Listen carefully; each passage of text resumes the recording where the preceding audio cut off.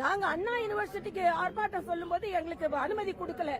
ஆனா கம்யூனிஸ்டுகளுக்கு எப்படி நீதிமன்றம் முன்னாலேயே போராடுவதற்கு தமிழக அரசு அனுமதிக்கிறது? அப்ப நீங்க எதைத்தான் மதிக்கிறீர்கள்? அதனால் மிக என்றால் இவர்களுக்கு தேவையான தீர்ப்பு வர வேண்டும், இவர்களுக்கு எதிரான தீர்ப்பு வந்தால் நாங்கள் நீதிபதியை நீக்குவோம் என்று ஒரு மிக தவறான முன்னுதாரணத்தை திமுக முன்னெடுத்து செல்கிறது. அதற்கு இன்னைக்கு அவங்க எல்லாரும் மறுபடியும் ஓட்டு கேட்க போகும்போது அந்தந்த மாநிலத்தை அந்தந்த தொகுதியைச் சேர்ந்த மக்களை கேள்வி கேட்க வைப்போம். நீங்க இந்து மத உணர்வுக்கு எதிராக கையெழுத்து போட்டிருக்கிறீர்களே, பின்பு எப்படி எங்களிடம் ஓட்டு கேட்க வருகிறீர்கள் என்று கேள்வி கேட்க வைப்போம். இனி திராவிட முன்னேற்ற கழக பாராளுமன்ற உறுப்பினர்களும் அந்த கேள்விக்கு பதில் சொல்லி ஆக வேண்டும். ஒரு நீதிபதி ஒரு கருத்து சொல்லியிருக்கிறார், ஒரு தீர்ப்பு சொல்லியிருக்கிறார் என்றால் மதிக்க கற்றுக்கொள்ளுங்கள்.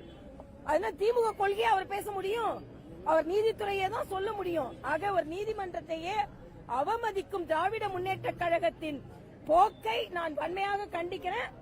அவங்களுக்கு கையெழுத்து போட்டவர்கள் எந்த இந்து மத உணர்வோடு இருக்கின்ற மக்களிடம் தேர்ந்தெடுக்கப்பட்டவர்கள், அவர்கள் எப்படி அதற்கு கையெழுத்து போட்டாங்க? அதனால வருங்காலத்தில் அவர்கள் தொகுதி மக்களுக்கு அவர்கள் பதில் சொல்ல வேண்டும்.